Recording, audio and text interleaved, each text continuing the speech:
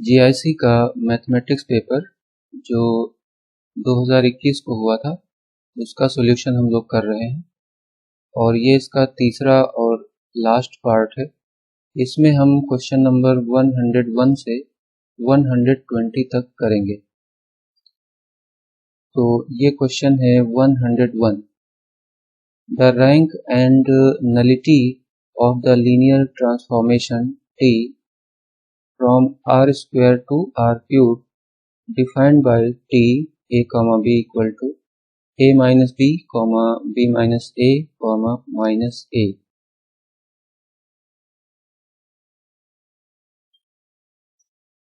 तो यहाँ पर एक ट्रांसफॉर्मेशन है और ये आर स्क्वायर से आर क्यूब ऐसे दिया गया है और टी की जो वैल्यू है ये इस प्रकार से आती है a माइनस बी, फिर b माइनस a, फिर माइनस a। तो यहाँ पर देखिए ये आर स्क्वायर के अकॉर्डिंग है, इसके अकॉर्डिंग, और ये जो है आर क्यूब के अकॉर्डिंग है। इसमें 3 एलिमेंट। तो अब हम क्या करेंगे कि यहाँ पर रैंक और नलिटी की बात हो रही है। तो रैंक और नलिटी के लिए एक थ्योरम होता है कि रैंक प्लस नलिटी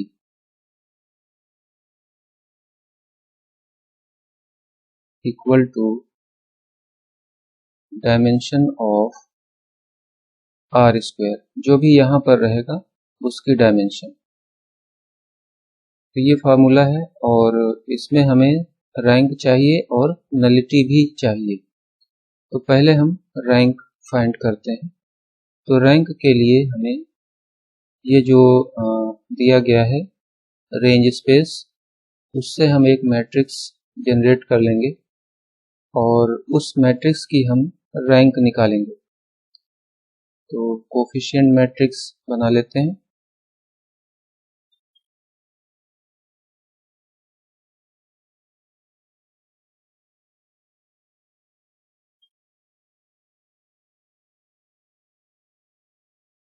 तो पहले देखिए यहाँ पर 1 और यहाँ पर -1 ये कोफिशिएंट हैं, और फिर यहाँ पर -1 और +1, फिर यहाँ पर -1 और 0। ये कोफिशिएंट से मैट्रिक्स बन गई है। अब हम इसको इक्विवेलेंट फॉर्म में चेंज कर लेंगे। तो उसके लिए हमें यहाँ रोज के ऑपरेशन लगाने पड़ेंगे। तो सबसे पहले हम इसको 0 बनाना चाह रहे हैं। तो उसके लिए हमें क्या करना पड़ेगा कि R3 और R1 को ऐड कर देंगे। रो 3 में रो 1 को ऐड कर देना है। तो ये देखिए क्या हो जाएगा कि -1 + 1 ये हो गया 0, और इन दोनों को ऐड किया तो ये हो गया -1। बाकी में कोई चेंज नहीं होगा। ये इतना आ गया है। अब इसके बाद हमें इसको 0 बनाना है। तो इसके लिए हमें क्या करना पड़ेगा, R1 और R2 को ऐड करना पड़ेगा। तो इसको हम लिखेंगे R2 + R1। R2 की जगह हो जाएगा 0 0। ये इतना आ गया है। अब हमें इसको 0 बनाना है। तो उसके लिए ये आवश्यक है कि यहाँ पर कोई नंबर हो। तो पहले हम यहाँ पर नंबर लाएंगे। तो उसके लिए हमें R2 + R3 करना पड़ेगा।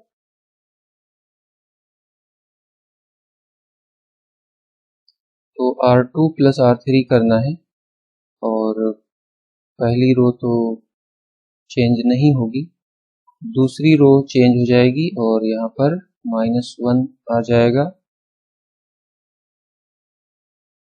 इस प्रकार से। अब हम इसको आसानी से 0 बना सकते हैं। तो इसको 0 बना लेते हैं।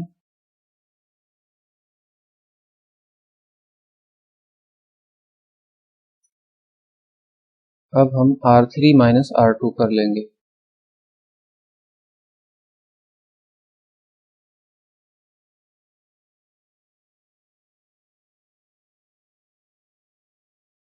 तो ये दोनों ही 0 हो जाएंगे। अब हम इसको 0 नहीं बना सकते, और जब हम इसको 0 नहीं बना सकते हैं तो इसमें जो टोटल नॉन ज़ीरो रोज हैं वो 2 हो जाएंगी। एक रो ये वाली हो गई जो नॉन ज़ीरो है, और एक रो ये वाली हो गई जो नॉन ज़ीरो है। तो इसकी जो रैंक है वो 2 हो जाएगी। रैंक इसकी हो गई 2। तो एक आंसर तो आ गया कि रैंक हमें पता चल गई है। अब हम नलिटी निकाल सकते हैं। तो रैंक प्लस नलिटी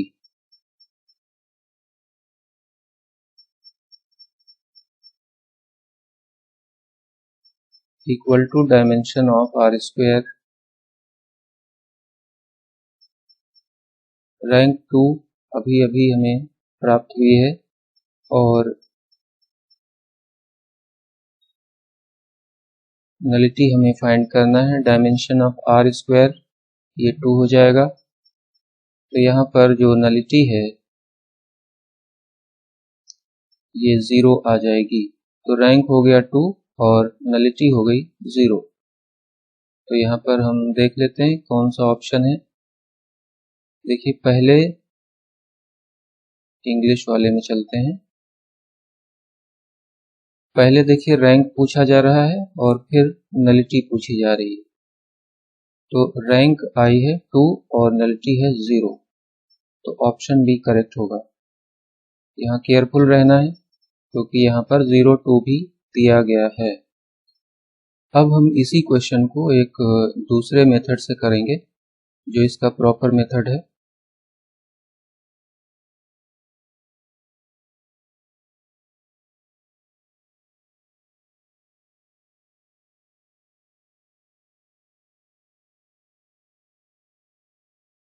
तो यहाँ पर जो ट्रांसफॉर्मेशन दिया गया है वो है t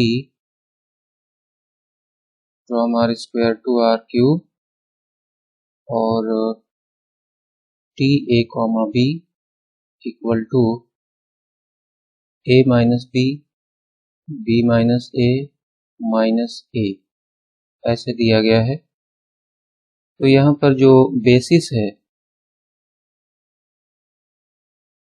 स्टैंडर्ड बेसिस, उसमें 2 एलिमेंट हो जाएंगे।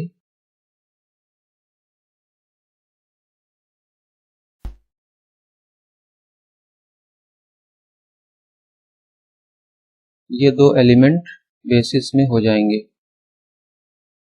अब हम वैल्यू निकालते हैं t1,0 की इसके बेसिस पर।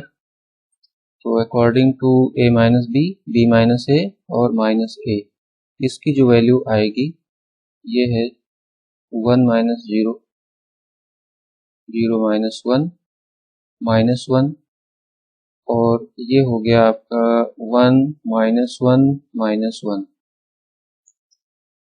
ये t1,0 की वैल्यू आ गई। अब हम t0,1 की वैल्यू निकालेंगे।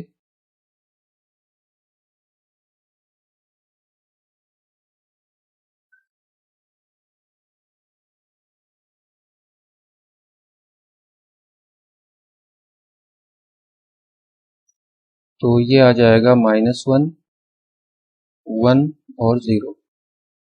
तो ये दोनों ही वैल्यूज आ गई हैं। अब हम आगे बढ़ते हैं और अब हमें ये देखना है कि ये दोनों जो आ रहे हैं क्या ये इंडिपेंडेंट हैं।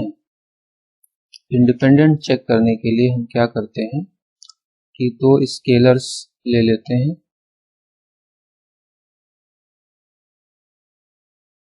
a कॉमा बी जो कि रियल नंबर में बिलोंग करेंगे, और ये स्केलर ऐसे होने चाहिए such that a 1 comma -1 plus b -1 1, 0 equal to 0 0 0। तो ये कंडीशन है इंडिपेंडेंट चेक करने के लिए। तो अब देखिए यहाँ पर ये आ जाएगा, इसका मल्टीप्लाई हो गया तो ये a हो गया, और इसका हो जाएगा तो a माइनस b हो जाएगा। ये इसी प्रकार से ये माइनस a हो जाएगा, और यहाँ पर प्लस b आ जाएगा, और यहाँ पर माइनस a हो जाएगा, और ये 0 हो गया।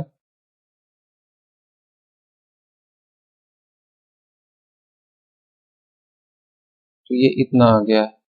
अब इसको इक्वेट कर लीजिए।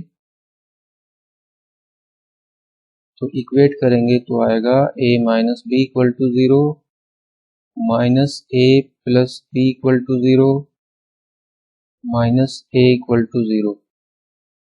तो इनको जब आप सॉल्व करेंगे तो यहाँ पर a इक्वल टू 0 आएगा और b इक्वल टू 0 आएगा। ये दोनों ही 0 आ रहे हैं, तो इसका मीनिंग है कि ये दोनों जो वेक्टर हैं ये इंडिपेंडेंट हैं।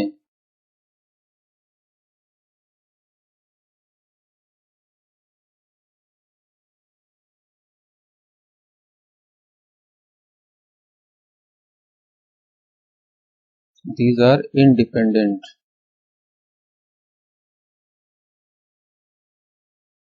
तो जब ये इंडिपेंडेंट हैं तो ये बेसिस बनाएंगे।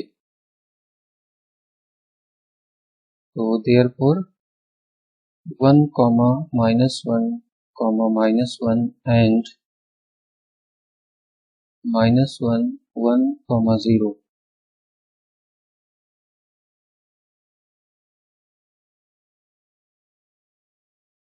Are basis of range space RT।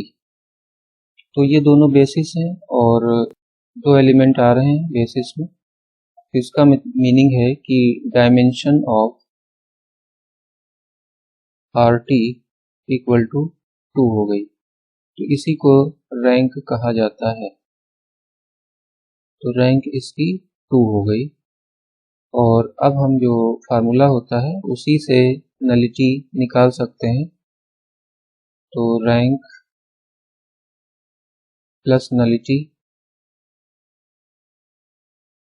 Equal to dimension of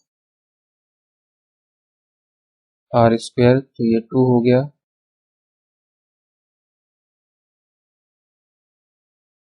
और ये भी 2 है। तो यहाँ से जो नलिटी है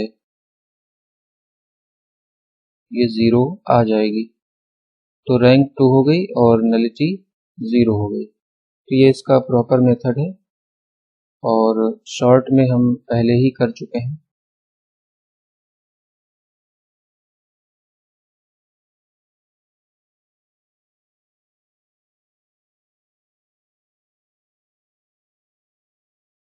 अगला क्वेश्चन है, if W1 and W2 are subspaces of a finite dimensional vector space V, then dimension W1 plus dimension W2 is equal to। तो ये डायरेक्ट फार्मूला है, और फार्मूला इसका क्या है कि dimension of W1 plus dimension of W2 equal to dimension of W1 intersection W2 और plus dimension of W1 plus W2 ऐसे होता है। तो ये पूरा फार्मूला है, और इसके अकॉर्डिंग ये देखिए डी ऑप्शन करेक्ट हो रहा है। तो ऐसे क्वेश्चन बहुत अच्छे होते हैं क्योंकि इसमें बहुत सारा टाइम बच जाता है।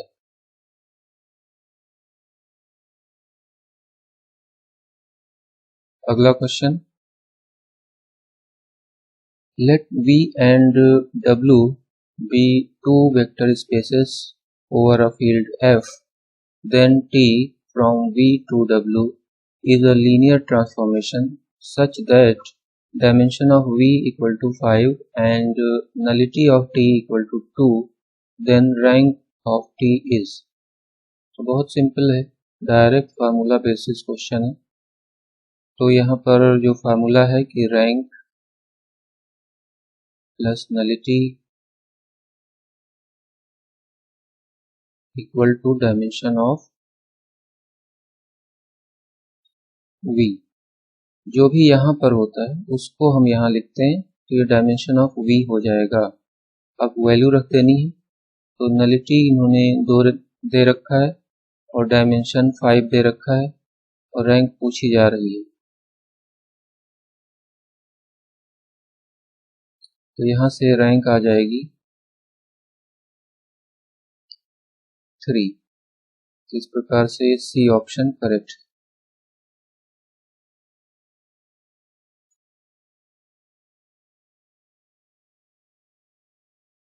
अगला क्वेश्चन है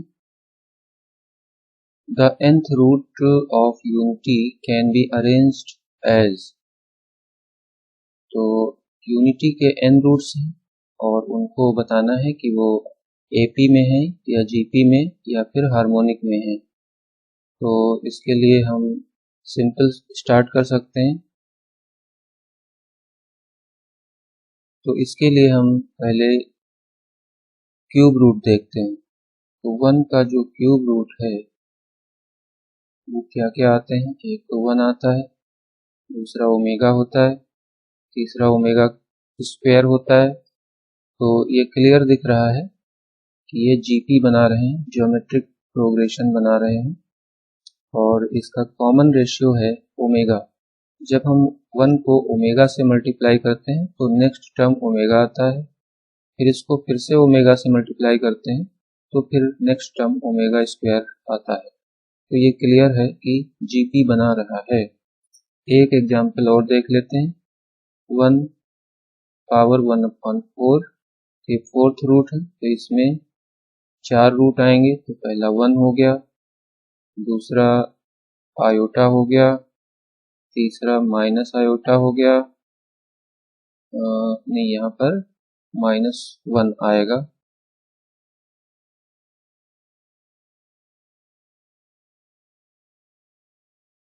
-1, फिर इसके बाद लास्ट है माइनस आयोटा। तो ये 4 रूट हो गए और इसको हम देखते हैं कि ये क्या जीपी बना रहे हैं। तो 1 को जब हम आयोटा से मल्टीप्लाई करते हैं तो आयोटा आ जाता है, फिर इसको फिर से हम आयोटा से मल्टीप्लाई करेंगे तो -1 आएगा, इसको हम फिर से आयोटा से मल्टीप्लाई करेंगे तो माइनस आयोटा आ जाएगा। तो ये भी जीपी बना रहा है। इसी प्रकार से nth वाले भी जीपी बनाएंगे। तो ये करेक्ट ऑप्शन है बी।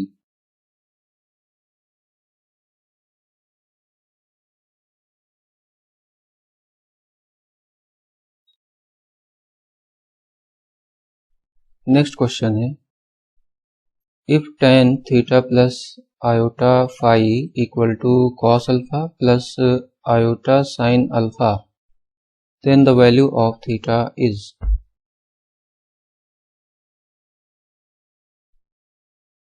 तो यहाँ पर दिया गया है कि tan theta plus iota phi equal to cos alpha plus iota sine alpha, ये दिया गया है। तो यहाँ से हम निकाल सकते हैं theta plus iota phi equal to tan inverse cos alpha plus iota sine alpha, ऐसे लिख सकते हैं। और अब हम इसका कंजुगेट लेना चाह रहे हैं, तो ये हो जाएगा theta minus iota phi tan inverse cos alpha minus iota sine alpha, ये हो गया। अब इसको सिंपली ऐड कर लेना है। तो ये हो जाएगा 2 theta equal to tan inverse. tan में जब हम ऐड करते हैं इनवर्स में तो ये दोनों न्यूमरेटर में जुड़ जाते हैं, तो इसमें जब आप ऐड करेंगे तो ये दोनों कैंसिल हो जाएंगे और ये 2 cos अल्फा आ जाएगा अपॉन 1 माइनस इन दोनों का प्रोडक्ट। तो इन दोनों का प्रोडक्ट आएगा cos स्क्वायर अल्फा और minus iota square sine square alpha. ये ऐसे आ जाएगा और थोड़ा सा और सॉल्व कर लेते हैं।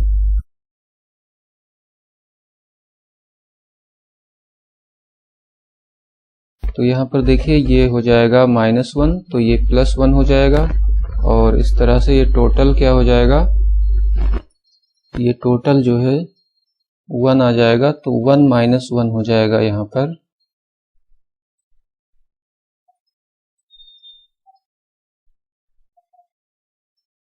तो ये इन्फिनिटी हो गया और इसकी वैल्यू होती है π/2।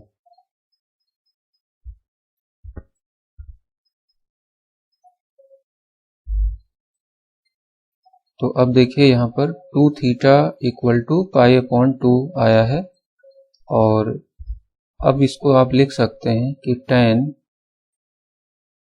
2 थीटा इक्वल टू tan π/2। अब tan में जो फार्मूला होता है जनरल वैल्यूज का,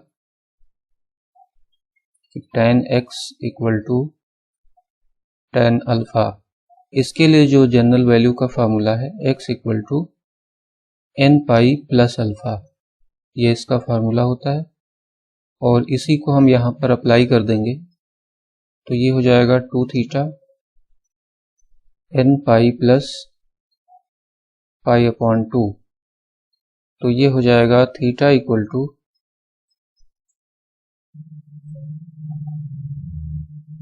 इसको डायरेक्ट हम डिवाइड कर देते हैं,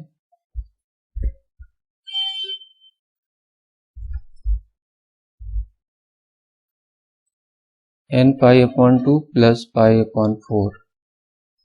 तो ये इसका आंसर आ गया है। अब हम देखते हैं कौन सा ऑप्शन सही है। तो यहाँ पर देखिए ये डी ऑप्शन करेक्ट हो रहा है।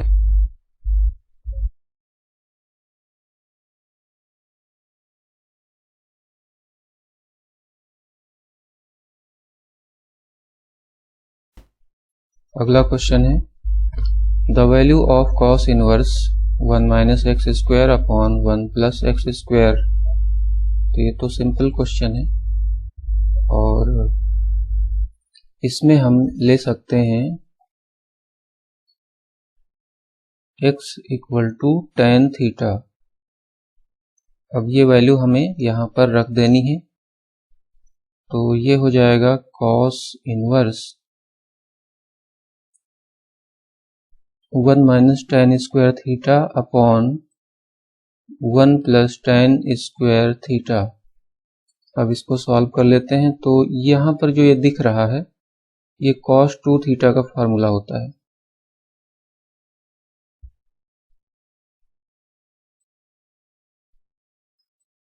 cos 2 थीटा का फार्मूला होता है, तो ये 2 थीटा आ जाएगा और थीटा यहाँ से tan इनवर्स x हो जाएगा, तो ये हो गया 2 tan इनवर्स x। तो ये जो है सी ऑप्शन करेक्ट है।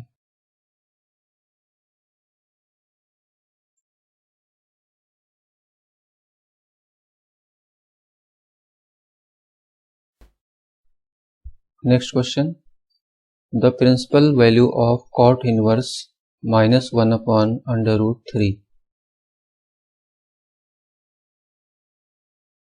तो cot इनवर्स के लिए जो फार्मूला है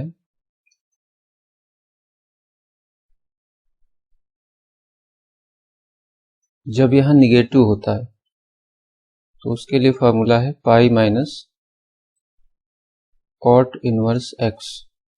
तो यही यहाँ पर अप्लाई कर देना है, तो ये हो जाएगा cot inverse -1/√3 equal to pi minus cot inverse 1/√3। तो ये कॉट इनवर्स 1/√3 है। इसको जब हम tan में देखेंगे तो ये tan इनवर्स √3 हो जाएगा, और वो होता है 60 डिग्री की वैल्यू, और 60 डिग्री को हम पाई में लिखते हैं पाई/3।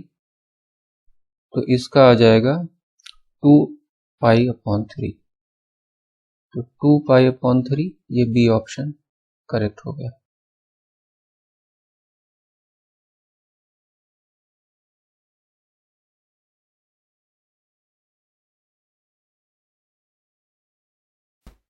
अगला क्वेश्चन है, which relation is not true for a common catenary.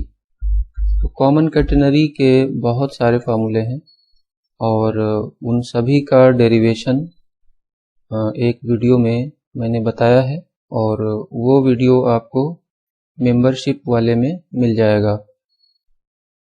तो यहाँ पर जो करेक्ट ऑप्शन होगा, इसमें हमें बताना है कि कौन सा ट्रू नहीं है। इसका अर्थ यह है कि इसमें से 3 सही है और 1 गलत है। तो ये देखिए, पहला जो है y = c hyperbolic cos x/c, तो ये सही है और ये कार्टेशियन इक्वेशन होती है।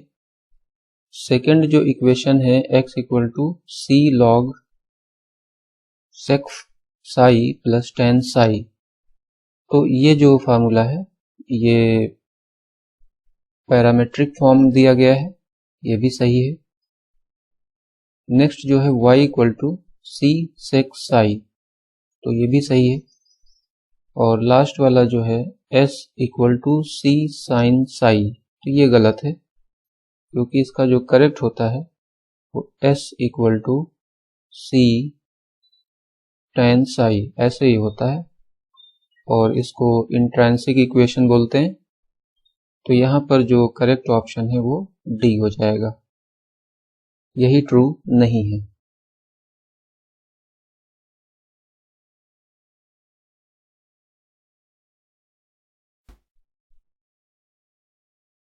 अगला क्वेश्चन है, ये भी देखिए कॉमन कैटेनरी का फिर से आ गया है।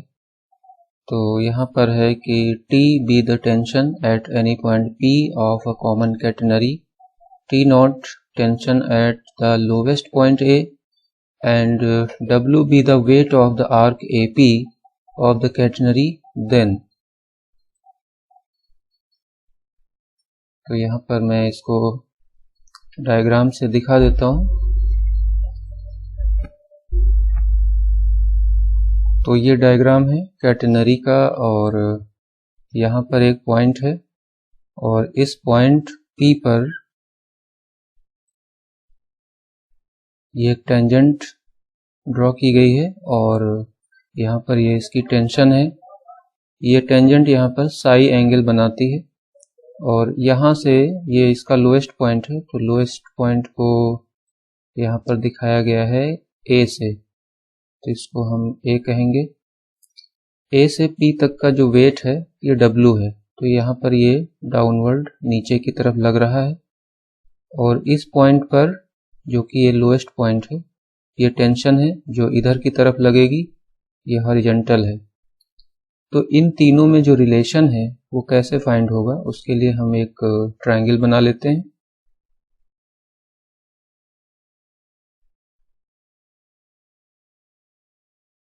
देखिए इस प्रकार की कंडीशन है। तो यहाँ पर ये जो है W को दिखा रहा है, ये T0 को दिखा रहा है, और ये T को दिखा रहा है। अब यहाँ से क्लियर पता चल रहा है कि T² = T0² + W²। तो यहाँ से यदि आप देखें तो ये कौन सा ऑप्शन करेक्ट हो जाएगा, ये देखिए A ऑप्शन करेक्ट हो जाएगा।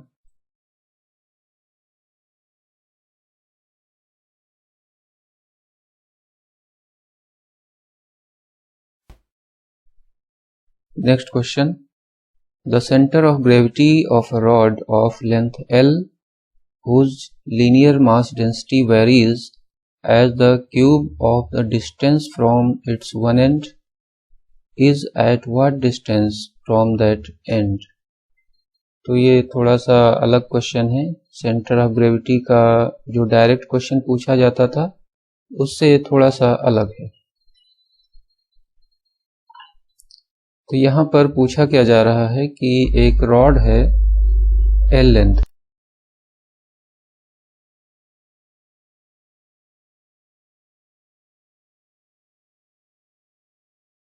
ये एल लेंथ की रॉड है और इसमें जो डेंसिटी है ये वेरी करती रहती है।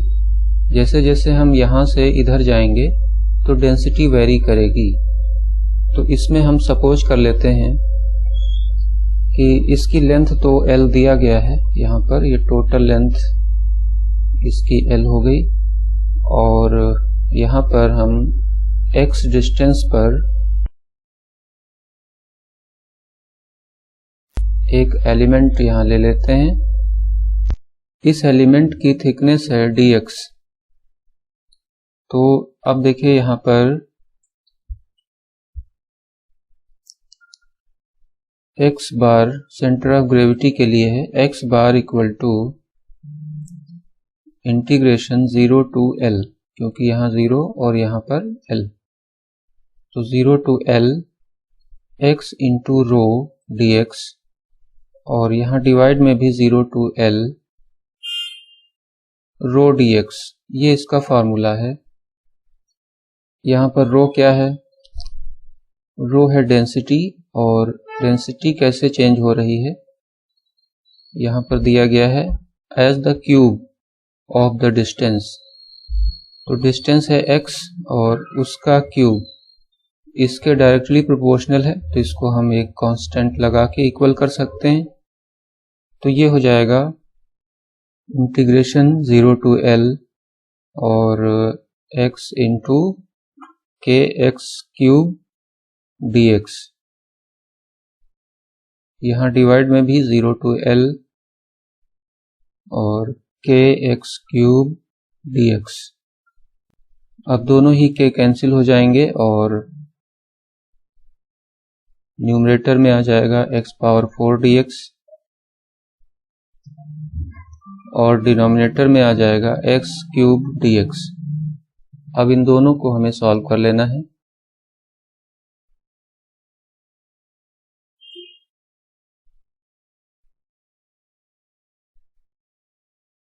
तो यहाँ पर आ जाएगा इंटीग्रेट करने पर x पावर 5 अपॉन 5 और लिमिट है 0 टू L, डिनोमिनेटर में x power 4 upon 4 limit 0 to L। तो ये हो गया L पावर 5 अपॉन 5 माइनस 0 और ये divided by L power 4 upon 4 minus 0। तो L power 5 upon 5 into 4 upon L power 4, तो ये हो गया 4 अपॉन 5 L। तो 4 अपॉन 5 L ये देखिए बी ऑप्शन में है।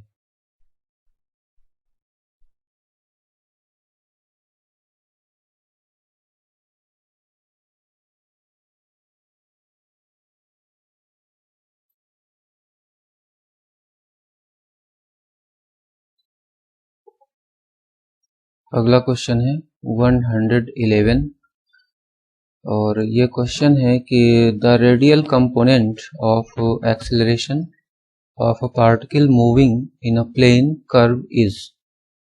तो डायनामिक्स का क्वेश्चन है और इसके लिए देखिए एक्सेलरेशन का कंपोनेंट पूछा जा रहा है। तो एक्सेलरेशन के दो कंपोनेंट होते हैं और उसमें जो रेडियल कंपोनेंट है, रेडियल एक्सेलरेशन, इसकी वैल्यू होती है d square r upon d t square minus r d theta upon dt whole square. ये रेडियल एक्सेलरेशन है और एक ट्रांसवर्स एक्सेलरेशन होता है, तो इसकी वैल्यू होती है 1/r d/dt r square d(θ)dt।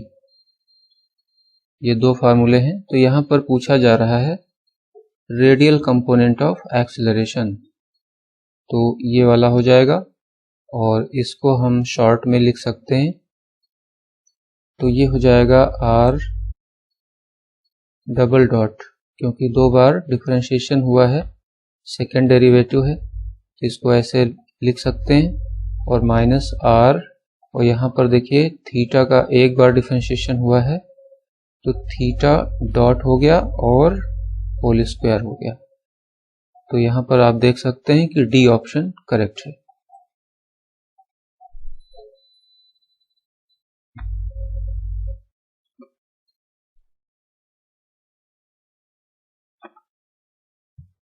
अगला क्वेश्चन है, if the radial and transverse velocities of a particle are always proportional to each other, then the particle will describe। तो ये भी डायनेमिक्स का ही क्वेश्चन है। तो यहाँ रेडियल और ट्रांसवर्स वेलोसिटीज की बात हो रही है। तो रेडियल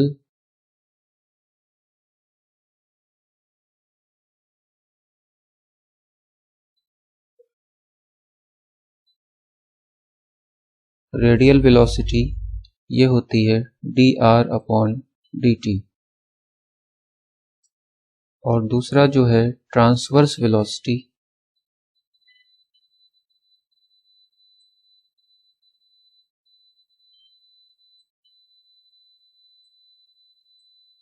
इसकी वैल्यू होती है r d(θ)dt। तो ये दोनों ही प्रोपोर्शनल हैं, यहाँ पर गिवन है, ये दोनों ही प्रोपोर्शनल है। तो इसका मीनिंग है कि dr/dt equal to k into r d(θ)dt।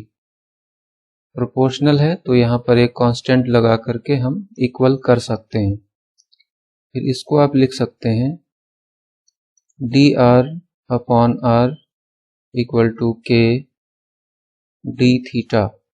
ये देखिए r को हम यहाँ पर ले आएंगे डिनोमिनेटर में और dt कैंसिल हो गया। अब हम इसको दोनों तरफ इंटीग्रेट कर लेंगे, तो ये हो जाएगा log r इक्वल टू, ये k कांस्टेंट है तो यहाँ पर आएगा k theta plus constant of integration, तो उसको हम log के टर्म्स में लिखेंगे log c। इस log c को हम लेफ्ट साइड में ले आएंगे तो ये हो जाएगा log r minus log c, तो ये c यहाँ डिवाइड में आ जाएगा। अब इसको लिख सकते हैं r/c equal to e power k theta. तो यहाँ से मिलेगा r equal to c into e power k theta. तो ये जो फार्मूला है इक्वी एंगुलर स्पाइरल को रिप्रेजेंट करता है।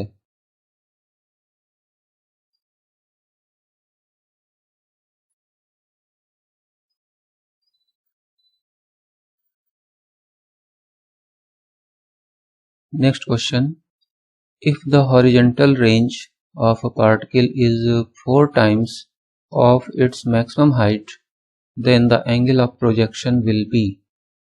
तो प्रोजेक्टाइल मोशन का क्वेश्चन है।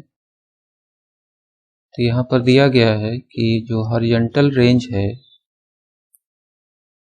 उसको हम r से रिप्रेजेंट करते हैं, तो r equal to 4 times of maximum height ये दिया गया है। अब हम इसके फॉर्मूले अप्लाई कर देंगे। तो रेंज का फार्मूला है u स्क्वायर साइन 2θ/g और h का फार्मूला है u square sine square θ/2 2g। अब यहाँ से g से g कैंसिल हो जाएगा और u स्क्वायर भी कैंसिल हो जाएंगे, तो ये आएगा sin 2 थीटा इक्वल टू, इस 2 से ये 4 भी कैंसिल हो जाएगा, तो 2 sin स्क्वायर थीटा इतना आएगा। अब हम इसमें फॉर्मूला अप्लाई कर देंगे साइन का।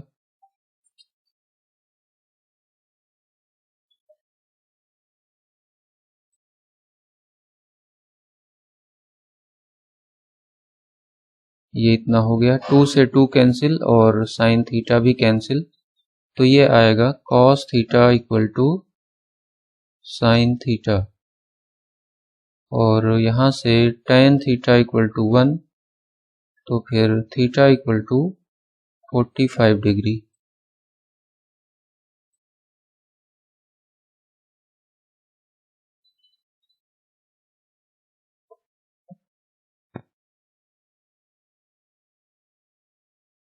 अगला क्वेश्चन है, देखिए कितना लेंदी है और इसको पढ़ने में ही काफ़ी टाइम लगता है। तो a body of mass m falls from rest through a height of 1 kilometre under gravitational acceleration 10 metre second square and is then brought to rest by penetrating through a depth 200 meter into sand. The average deceleration of the body during penetration into sand is, तो हमें last में बताना है deceleration, और यहाँ पर ये 1 kilometre से गिर रहा है, तो 1 किलोमीटर से गिर रहा है, तो और रेस्ट से गिराया जा रहा है। ये देखिए ये सारी इंफॉर्मेशन है यहाँ पर। तो सबसे पहले हम ये निकालेंगे कि वो जब 1 किलोमीटर से गिरते हुए जब अर्थ पर पहुंचेगा पार्टिकल या बॉडी, तो उसकी वेलोसिटी क्या होगी। तो उसके लिए फॉर्मूला अप्लाई करेंगे, v square equal to u square plus 2gh। तो यहाँ पर फाइनल वेलोसिटी v है जो हमें निकालनी है। इनिशियल वेलोसिटी 0 हो जाएगी क्योंकि वो रेस्ट से गिराया जा रहा है, और 2 इंटू जी की वैल्यू यहाँ देखिए 10 मीटर दिया गया है, और हाइट जो है 1 किलोमीटर है, तो इसको मीटर में लिखेंगे। तो ये टोटल हो गया 2 और इसके बाद 4 जीरो, तो यहाँ से v स्क्वायर की वैल्यू मिल गई। और इसके बाद देखिए यहाँ पर कह रहे हैं कि एक्सीलरेशन निकालिए, जो कि एक प्रकार से रिटार्डेशन होगा और उसको डी एक्सीलरेशन भी कहा जा सकता है। तो उसके लिए हम फिर से यही फॉर्मूला अप्लाई करेंगे, v square equal to u square plus 2as। अब की बार 2as यूज करेंगे क्योंकि अब मोशन अंडर ग्रेविटी नहीं हो रही है, अब उसमें एक डी एक्सीलरेशन लग रहा है। और डी एक्सीलरेशन कौन लगा रहा है, ये देखिए यहाँ पर सैंड यानी बालू, तो बालू में गिरता है तो वो डी एक्सीलरेट कर देता है। तो यहाँ पर जो वेलोसिटी है फाइनल वेलोसिटी वो 0 हो जाती है क्योंकि वो लास्ट में जा कर के रुक जाता है। और इनिशियल वेलोसिटी इसको ले लेंगे, जो यहाँ पर हमें फाइनल वेलोसिटी मिली थी वही यहाँ पर इनिशियल वेलोसिटी बन जाएगी। तो ये भी स्क्वायर है, इसको डायरेक्ट यूज कर सकते हैं, प्लस 2as, s है डिस्टेंस और ये यहाँ पर दिया गया है 200 मीटर। अब इसको सॉल्व कर लेना है, तो a इक्वल टू माइनस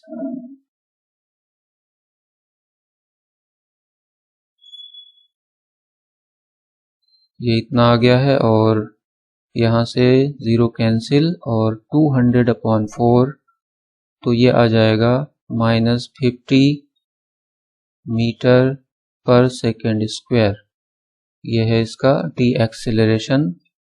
तो ये ए ऑप्शन करेक्ट हो गया।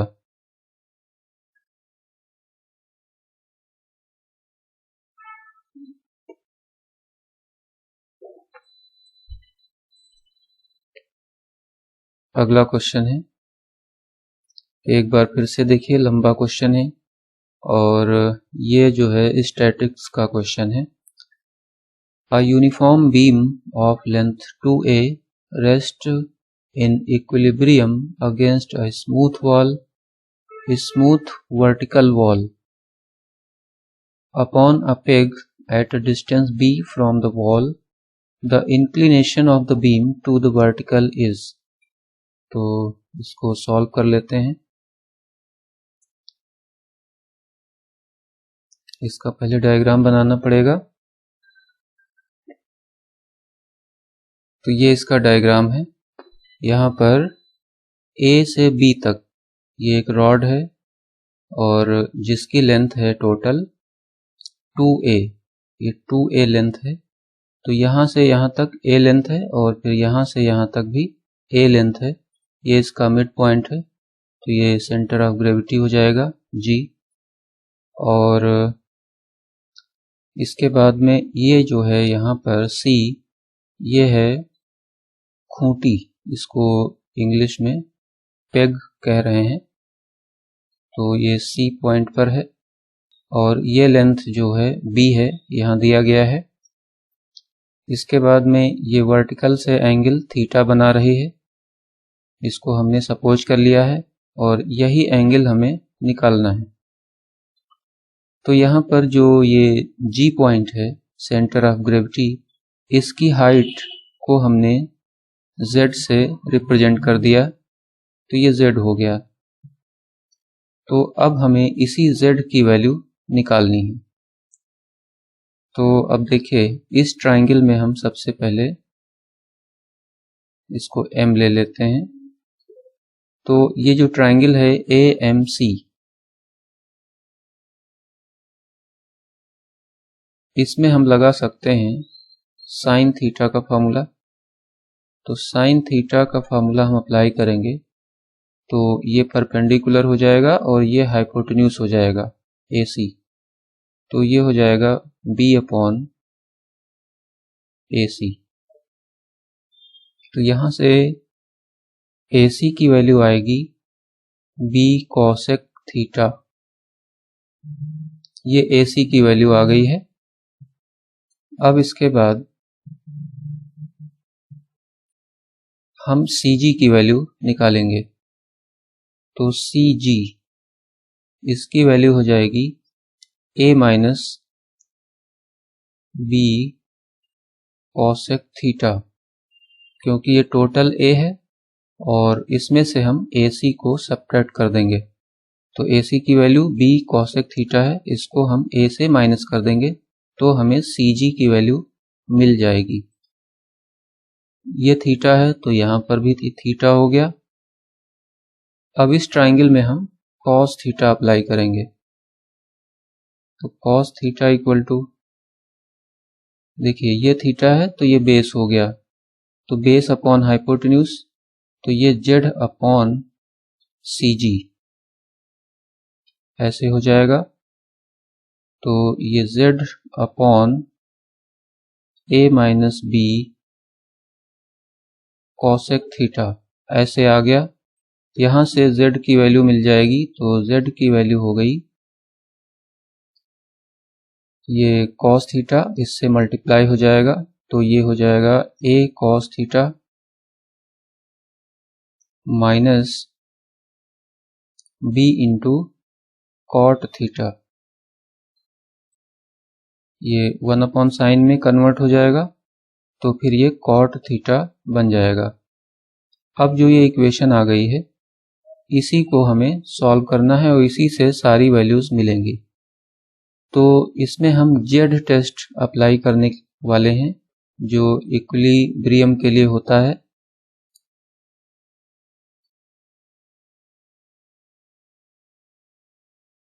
तो फॉर इक्विलिब्रियम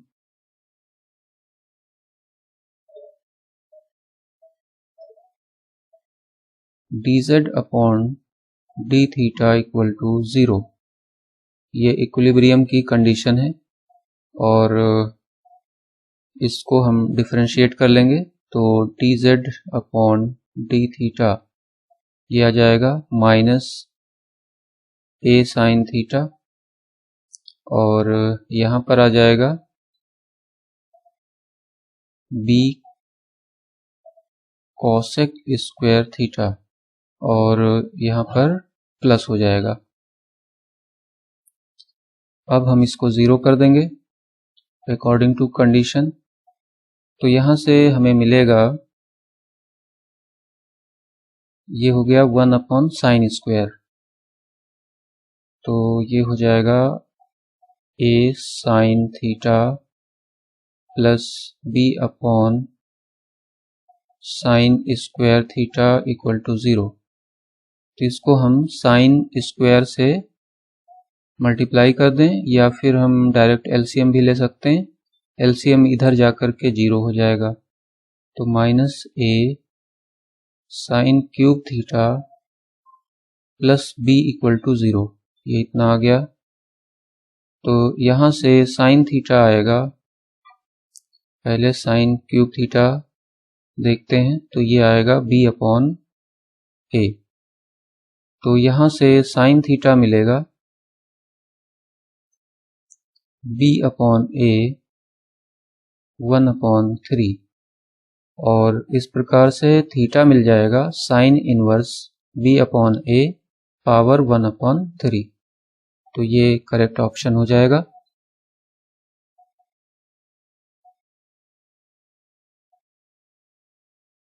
तो ये देखिए सी ऑप्शन करेक्ट हो जाएगा।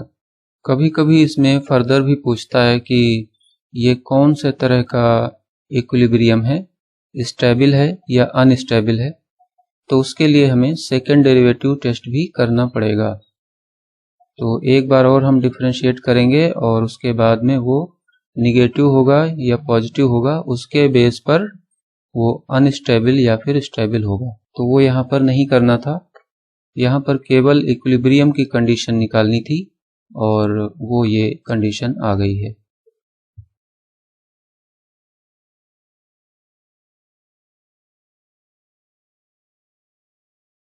अगला क्वेश्चन है, a particle is moving along a plane curve with uniform speed v, its angular velocity theta dot about a point O in the plane when it is at some point P of its path is। तो ये भी dynamics का question है। यहाँ पर बात हो रही है एंगुलर वेलोसिटी की। तो एंगुलर वेलोसिटी क्या होती है, इसको हम ओमेगा से रिप्रेजेंट करते हैं और ये होती है theta dot equal to v into p upon r square. तो यहाँ पर v वेलोसिटी है और r डिस्टेंस हो गई जो रेडियल डिस्टेंस है और p परपेंडिकुलर हो गया। तो यहाँ पर r है OP के बराबर और p की वैल्यू क्या है r साइन फाई।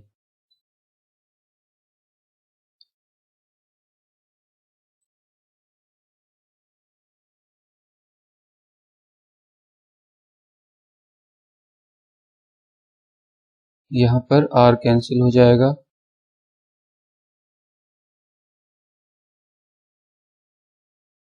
तो ये इतना आ गया है और इसका रिजल्ट क्या आएगा कि omega is directly proportional to 1 upon OP, क्योंकि r यहाँ पर है तो ये 1 अपॉन OP हो जाएगा।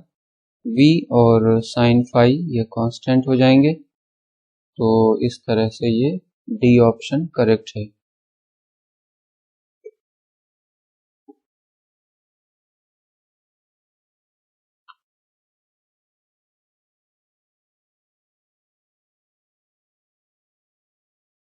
Next question, if v is the volume enclosed by a closed surface S and vector f is xi plus 2yj plus 3jk, then the value of surface integral vector f dot vector n ds।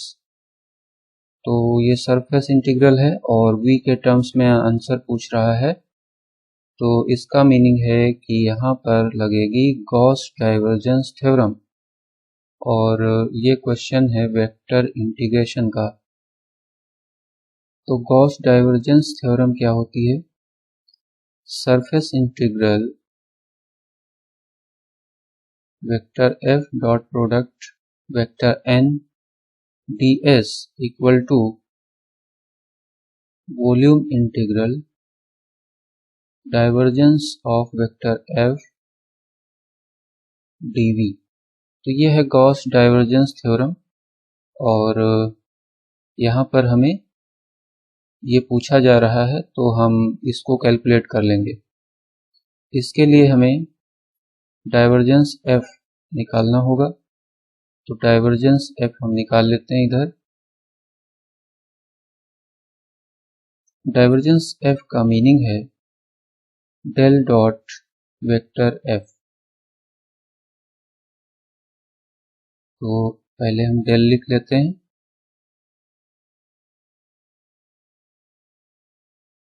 Into i plus j into del upon del Y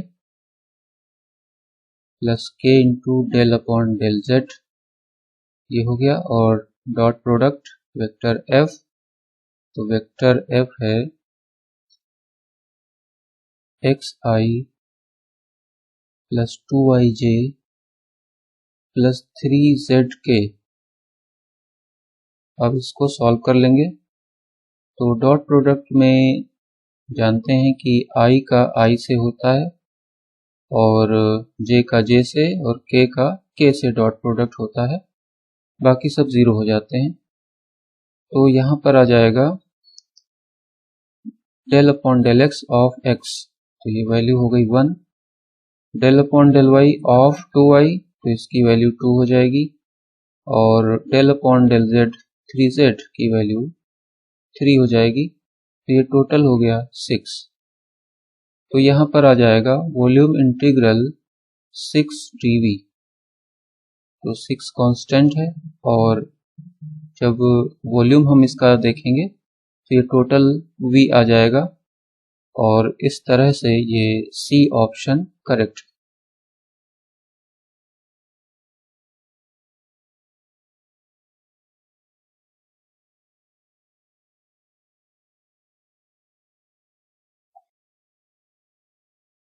अगला question है, a function fx is defined in interval 0 to 2, और इसमें fx दिया गया है कि fx equal to x when x is rational number, और fx equal to x square if x is irrational. तो यहाँ पर पूछा जा रहा है the value of upper Riemann integral. तो अपर रीमन इंटीग्रल यहाँ पर पूछा जा रहा है, और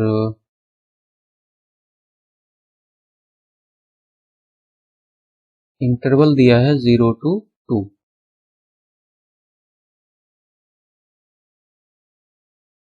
तो इस इंटरवल का जब हम पार्टीशन बनाएंगे तो ये 0 1 2 इस तरह से बन जाएगा, और इसके बाद में हम mr की वैल्यू देखेंगे तो ये होता है इन्फीमम ऑफ fx। तो इन्फीमम ऑफ fx हम पार्टीशन के अकॉर्डिंग देखेंगे। जब इंटरवल 0 से 1 है इस रेंज में, तो इसकी जो मिनिमम वैल्यू है वो एक्स स्क्वायर आएगी, क्योंकि यहाँ पर x ग्रेटर होगा और एक्स स्क्वायर स्मॉलर होगा इस इंटरवल में 0 से 1 में।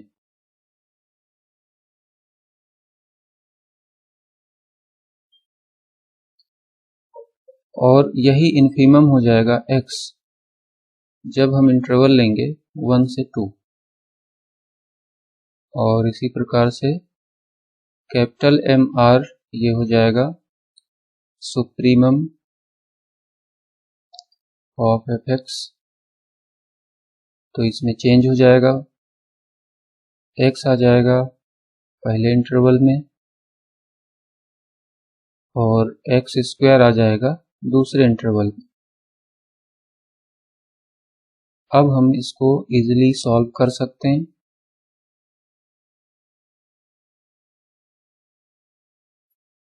तो यहाँ पर अपर रीमन इंटीग्रल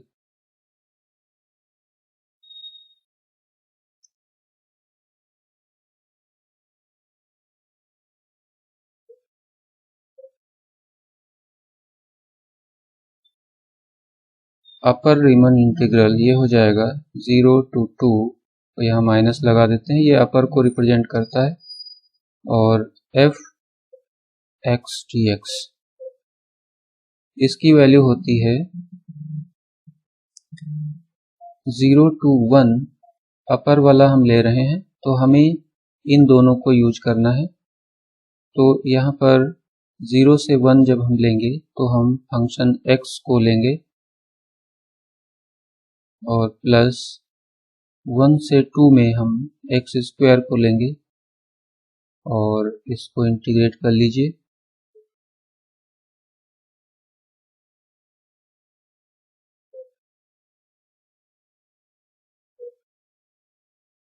यहाँ पर 1 से 2, अब इसको सॉल्व करेंगे तो ये आ जाएगा 1/2 माइनस 0, और ये आ जाएगा, पहले 2 रखेंगे तो 8/3 और माइनस 1/3,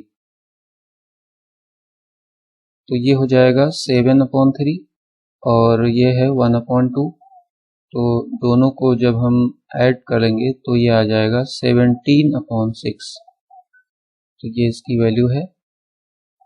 और इसमें केवल अपर पूछा जा रहा था, अगर लोअर पूछा जाएगा तो हम इसी तरह से करेंगे और ये माइनस यहाँ पर लग जाएगा, और उस केस में हम इन दोनों को यूज करेंगे तो उसकी वैल्यू कुछ डिफरेंट आएगी। तो यहाँ पर आंसर आ रहा है 17/6, तो डी ऑप्शन करेक्ट है।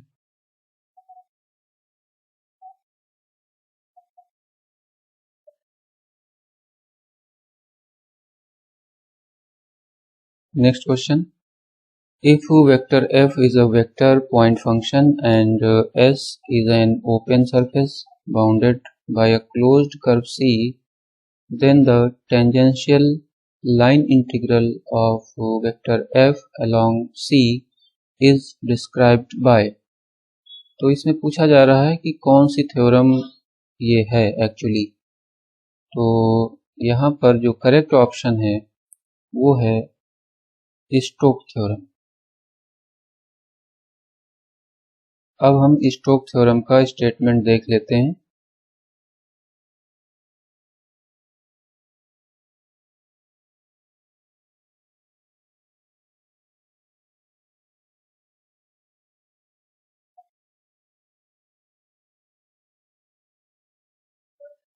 तो ये स्टोक थ्योरम का स्टेटमेंट है। Let vector f be a continuous differentiable vector point function and S an open surface bounded by closed curve C, then tangential line integral of vector f taken round the closed curve C is equal to normal surface integral of curl f over the surface S, that is line integral vector f dot dr equal to surface integral curl f dot vector n ds। तो ये इसका total statement है और इसमें कई चीज़ें आपको यहाँ पर मिलेंगी। जैसे यहाँ पर लिखा है vector f is a vector point function, तो इसमें भी f क्या है, ये देखिए वेक्टर पॉइंट फंक्शन है। Vector point function. फिर उसके बाद कह रहे हैं कि S क्या है, S is an open surface. तो S यहाँ पर एक ओपन सरफेस है और ये यहाँ पर देखिए है स्टेटमेंट में। इसके बाद कह रहे हैं कि क्लोज्ड कर्व C, तो ये क्लोज्ड कर्व C हो गया। फिर कह रहे हैं कि टेंजेंशियल लाइन इंटीग्रल, तो ये है टेंजेंशियल लाइन इंटीग्रल। और इसके बाद में बस इतना ही है।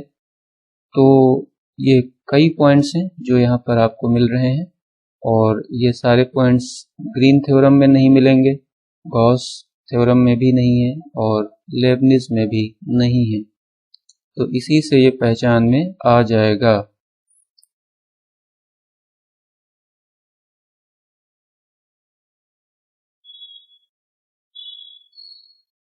अगला क्वेश्चन है क्वेश्चन नंबर 120 और ये इस पेपर का लास्ट क्वेश्चन है, इस वीडियो का भी ये लास्ट क्वेश्चन है। तो यहाँ पर है कि the equation 2x square minus 6y square minus 12z square plus 18yz plus 2zx plus xy equal to 0 ये क्या रिप्रेजेंट करता है। तो ये एक होमोजीनियस इक्वेशन है सेकंड डिग्री की, और इस तरह की इक्वेशन क्या रिप्रेजेंट करती हैं इसको निकालने के लिए हमें सबसे पहले डिस्क्रिमिनेटिंग क्यूबिक निकालना पड़ता है। और डिस्क्रिमिनेटिंग क्यूबिक की जो वैल्यू है वो क्या होती है,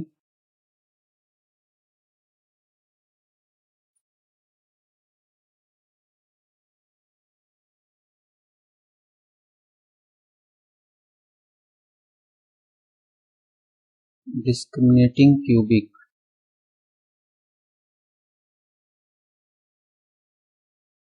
इसकी वैल्यू है a minus lambda h g h b minus lambda f g f c minus lambda equal to 0। तो ये है डिस्क्रिमिनेटिंग क्यूबिक। और ये जो इक्वेशन है यहाँ से देख सकते हैं कि ये a की वैल्यू है, तो a की वैल्यू है 2, इसको यहाँ लिख लेते हैं। a की वैल्यू 2 है और b की वैल्यू है -6 और c की वैल्यू है -12। उसके बाद में यहाँ पर ये yz का जो कोफिशिएंट है 2f होता है, तो इसका मीनिंग है कि f की वैल्यू है 9। और इसके बाद में यहाँ वाला जो zx का कोफिशिएंट है ये 2g होता है, तो g की वैल्यू है 1। और xy का कोफिशिएंट h होता है, तो यहाँ पर h की वैल्यू 1/2 हो जाएगी और बाकी सब इसमें 0 हो जाएंगे। कौन कौन से 0 हैं, u 0 है, v 0 है और w 0 है और कांस्टेंट टर्म d 0, ये सारे 0 हैं। तो जब इसको हम सॉल्व करेंगे तो यहाँ से हमें मिलेगा लैम्डा इक्वल टू 0, फिर 5/2 और फिर -37/2, ये तीन वैल्यूज लैम्डा की मिलेंगी।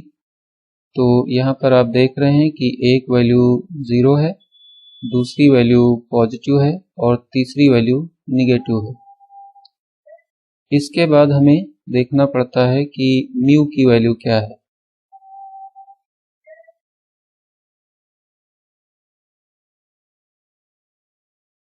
तो म्यू की वैल्यू हो जाती है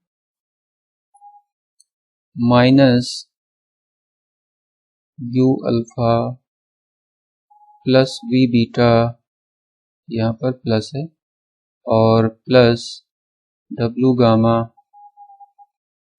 प्लस d, ये इसकी वैल्यू हो जाती है। और यहाँ पर आप क्लियर देख रहे हैं कि u, v, w, d ये सब 0 हैं, तो ये 0 हो जाएगा। तो इस कंडीशन में 0 प्लस माइनस और 0, इस कंडीशन में ये रिप्रेजेंट करता है pair of plane, a pair of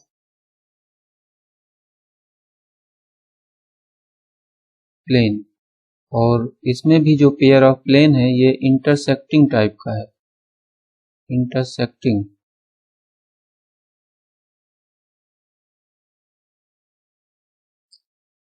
क्योंकि पैरेलल प्लेन भी हो सकते हैं, तो यहाँ पर जो है इंटरसेक्टिंग प्लेन रिप्रेजेंट करता है। और यदि आप गिवन इक्वेशन को प्लेन में लिखना चाहें तो इसको लिख सकते हैं। पहली बात तो ये सी ऑप्शन आपका करेक्ट है। और इसको यदि हम दो प्लेन में रिप्रेजेंट करना चाहें इस इक्वेशन को, तो ये इक्वेशन हो जाती है 2x minus 3y plus 6z into x plus 2y minus 2z equal to 0। तो ये दो प्लेन की कंबाइंड इक्वेशन है और इस तरह से ये एक समतल युग्म को रिप्रेजेंट करता है। तो इस तरह से हमने पूरे 120 क्वेश्चन कर लिए हैं, जो कि जीआईसी का जो पेपर हुआ था 2021 में। और उसमें क्वेश्चन नंबर 1 से 40 तक सामान्य अध्ययन के क्वेश्चन थे, और 41 से 120 तक जो ये 80 क्वेश्चन हैं ये मैथमेटिक्स के क्वेश्चन थे। और उन सबको हमने 3 वीडियोस में पूरे डिटेल से किया है। आप वो सभी 3 वीडियो देख सकते हैं।